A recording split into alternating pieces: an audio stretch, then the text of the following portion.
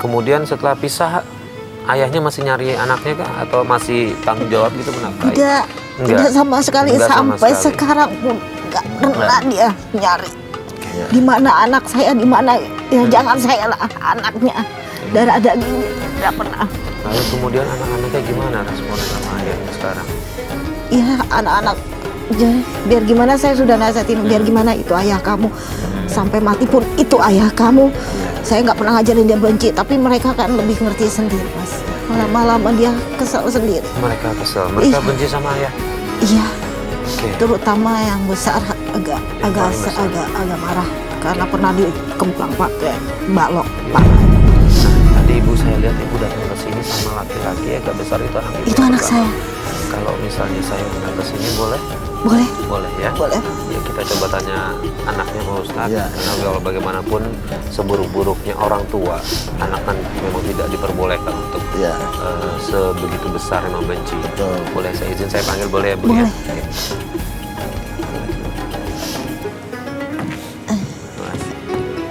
Oke. Ya. Assalamualaikum. Namanya siapa? Jagoan saya. Danang. Dana. Oke. Dana, mohon maaf bukannya mau membangkitkan lagi apa yang Dana lihat dulu dari kecil, tapi memang ayahnya Dana sering melakukan kekerasan sama Dana dan juga ibu. Iya benar. Serta adik juga gitu juga. Benar itu dulu waktu masih sama ibu.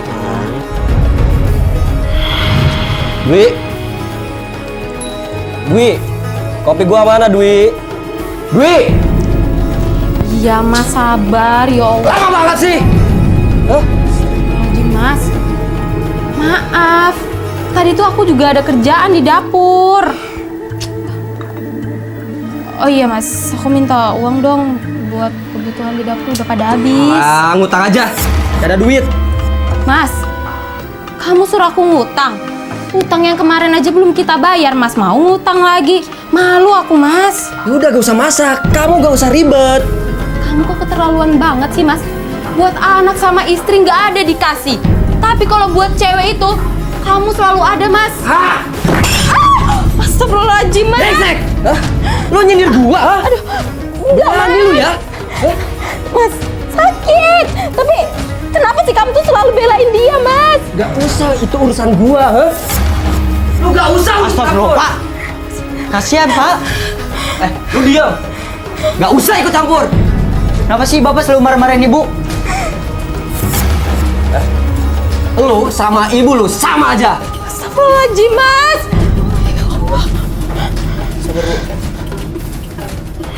Yang sering melihat itu yang bikin Dana marah sama ayah sampai sekarang. Sampai sekarang. Nggak mau memaafkan. Nggak mau memaafkan. Pak Ustadz, mungkin kita berdua ngerti efek trauma apa yang dialami oleh anaknya nih Pak Ustadz. Cuma Kalau boleh mungkin tahu, bisa disampaikan ke Dana. Mas Danang, kejadian Mas Danang, kejadian itu waktu Mas Danang umur berapa tahun? Itu saya waktu SMP, Pak. SMP ya, sudah bisa merekam dengan Iya. jelas peristiwa itu. Dan sejak perceraian ibu dengan bapak, tidak pernah ketemu lagi atau komunikasi dengan bapak. Udah untuk komunikasi enggak sama sekali. Kalau untuk Sudah berapa tahun tidak komunikasi? sudah hampir ya 10 tahun.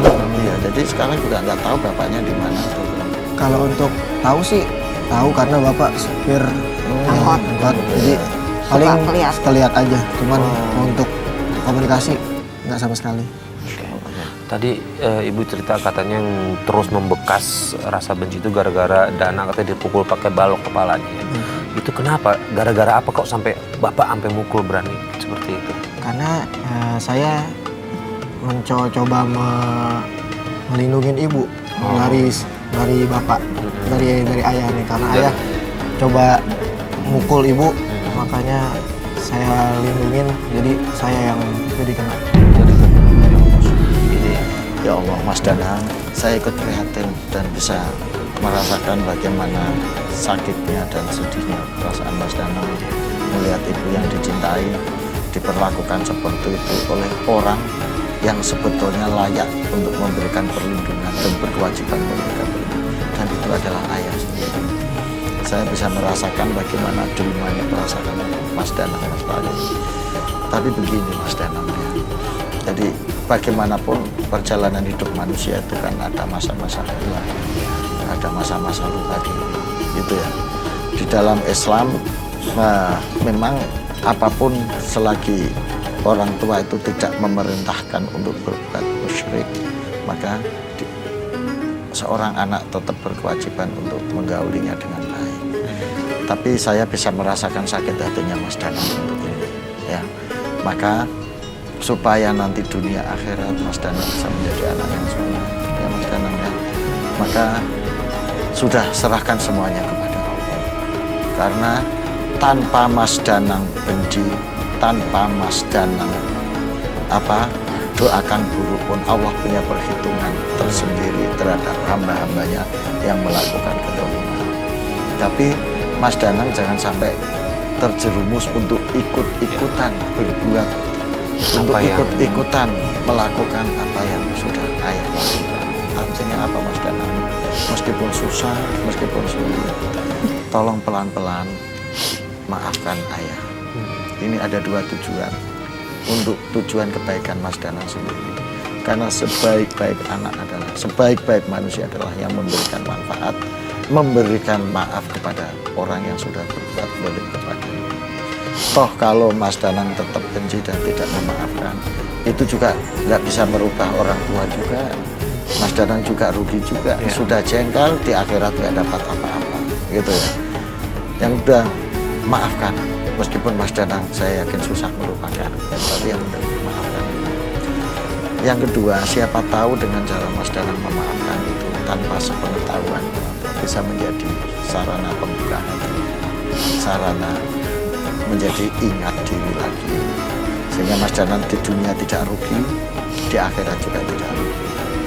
Kalau tidak memaafkan mungkin di dunia tidak rugi karena menuruti nafsunya, menuruti keinginannya, tapi di akhirat mungkin karena itu bagaimanapun posisinya orang tua yang tetap wajib dihormati. Jangan cuma gara-gara itu sulit buat kita gitu ya, untuk melangkah ke surga ya. Ya, tetap sulit. Saya memahami Mas Danang. Jadi luka hati itu memang perlu pelan-pelan untuk disembuhkan, dan cara tercepat menyembuhkan luka hati itu adalah dengan melakukan taqarrub, tadzakur kepada Allah. Jadi ingat Mas Danang. Jadi tadi saya ngomong itu tadi, maafkan meskipun masih susah. Nah, yang penting Mas Danang sudah hidup dengan ibu yang baik, dengan keluarga baru yang baik, yang bisa membawa mimpi buruk masa lalu itu menjadi pelajaran. Gitu. Ibu. Saya juga mau pesan kepada ibu ya, supaya ibu dengan anak-anak hidup damai, hidup rukun lagi, keluarganya baik ya. Perbanyak zikir, banyak baca Quran, itu banyak baca itu surat wa alqaitu alaika mahabbatan minni, gitu. Itu dibaca. Itu doa supaya orang-orang terdekat kita itu senantiasa menyayangi kita, tidak berbuat dolim, tidak berbuat jahat kepada kita. Jadi Mas Danang mulai melakukan pendekatan-pendekatan spiritual itu untuk nata hati Mas Danang, supaya peristiwa kejadian yang pernah menimpa Mas Danang itu tidak terulang lagi, dan Mas Danang tidak ikutan mengulangi lagi dengan sikap membenci. Karena yang kita khawatirkan dampak dari keributan orang tua adalah anak akan mencontoh apa yang dilakukan orang tua itu di luar kesadarannya dia, ya. Karena terbersit rasa dendam gitu Pak Ustaz. Ya. Oke, Bu Dwi, mohon maaf saya nanya, mantan suaminya sudah menikah lagi? Mantan suami saya sudah dengan perempuan itu? Perempuan itu udah punya anak. Yang saya dengar juga istrinya itu udah meninggal. Udah meninggal? Iya, kena HIV/AIDS. Hah? Iya. Terus kondisi suami gimana? Sama kena penyakit nggak ngerti deh, saya nggak pernah urusan lagi. Oke, ya udah, intinya kita doakan ya apapun itu, mudah-mudahan dia tidak terkena penyakit apapun ya Pak Ustaz. Ya, justru itu mungkin teguran buat dia biar dia sadar untuk lebih baik lagi. Betul. Setiap peristiwa ada hikmahnya, dan hanya orang-orang bijak yang bisa mengambil hikmah dari peristiwa itu sepahit apapun. Mas Danang, Ibu, masa lalu jadi pelajaran yang baik. Sekarang ibu harus bertahan hidup dan melanjutkan hidup dengan kondisi yang ibu terima, kondisi yang ibu hadapi saat ini. Mudah-mudahan bahagia. Iya Pak. Amin Pak. Mas Dana masih ada rasa dendam sama ayah? Masih, tapi saya berharap sama Allah, Iya. berharap coba Pelan-pelan itu coba pelan-pelan ya. dikikis ya Mas Danang ya. Pelan-pelan itu orang tua. Iya. Baik Pak Ustadz, terima kasih atas semua nasihatnya. Mudah-mudahan bisa bermanfaat buat Dwi dan juga Dana. Seperti tadi Pak Ustadz bilang, seburuk-buruknya orang tua, kita sebagai anak wajib tetap untuk menghormatinya, mencoba untuk memaafkannya. Siapa tahu dengan itu justru malah merubah Ya. orang tua sifatnya menjadi lebih Dan baik membuat lagi. kehidupan Mas Dana menjadi lebih baik. Amin. Karena tidak terbebani benci dan tidak terbebani dendam. Terima kasih Ustadz. Dwi, Mas Dana, terima kasih sudah berbagi cerita dengan kita. Mudah-mudahan ini juga bisa menjadi pelajaran buat pemirsa di rumah jika memiliki kasus yang sama agar tidak terulang kembali. Dan pemirsa, akhirnya sampai di sini Tawakal. Saya Farid Hasan undur diri. Wabillahi taufiq wal hidayah. Wassalamualaikum warahmatullahi wabarakatuh.